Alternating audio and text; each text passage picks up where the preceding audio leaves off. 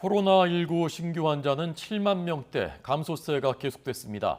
증세가 위중한 위중증 환자도 62일 만에 500명대로 떨어졌습니다. 이런 가운데 대통령직 인수위는 새 정부 출범 이후에 시행할 코로나19 방역 대책을 잠시 뒤에 발표합니다.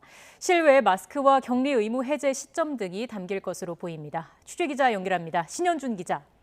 네, 신현주입니다. 먼저 자세한 신규 확진자 현황 정리해 주시죠. 네, 오늘 0시 기준 코로나19 신규 환자는 76,787명입니다. 전날보다 3,500여 명 줄면서 일주일 연속 10만 명 아래를 유지하고 있습니다. 일주일 전과 비교하면 3만 4천여 명이, 2주 전과 비교하면 11만 명 넘게 줄어 분명한 감소세입니다.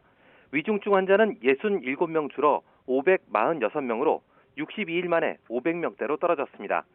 코로나19 관련 사망자는 141명이 발생해 누적 22,466명입니다. 전국의 중환자 병상 가동률은 31.4%로 여유가 있는 상황입니다. 재택치료 환자는 44만 명대이고 이 가운데 하루 2번 모니터링을 받는 집중관리군은 3만 9천여 명입니다. 방역당국은 이런 감소세를 반영해서 지난주 전국과 수도권의 코로나19 위험도를 14주 만에 중간으로 한 단계 낮춰 평가했습니다. 국내 연구진도 다음 달 하루 확진자가 지금의 절반 수준인 4만 명 아래로 떨어질 것으로 내다봤는데요. 다만 한두 달 뒤에는 이런 감소세가 멈추고 유행이 정체할 수 있다고 우려했습니다.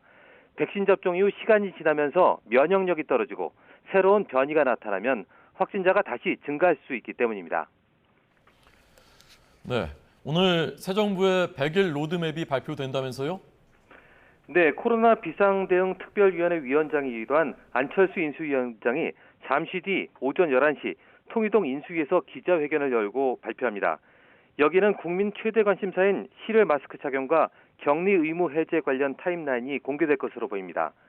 그동안 정부는 실외 감염 전파 위험이 낮다며 다음 달 초쯤 마스크 착용 의무를 없애는 쪽으로 가닥을 잡았지만 인수위는 부정적 입장이어서 시기가 더 늦춰질 것으로 보입니다. 확진자의 7일 격리 의무를 없애는 문제 역시 신중해 시기가 5월 말보다 뒤로 밀릴 것으로 보입니다. 로드맵에는 방역 대책과 감염병 대응, 고위험 취약계층 보호, 백신과 먹는 치료 대책 등 4가지 분야가 담기게 되는데요. 코로나 감염으로 인한 후유증인 롱코비드 관련 대책도 포함됩니다. 지금까지 사회 2부에서 YTN 신현주입니다.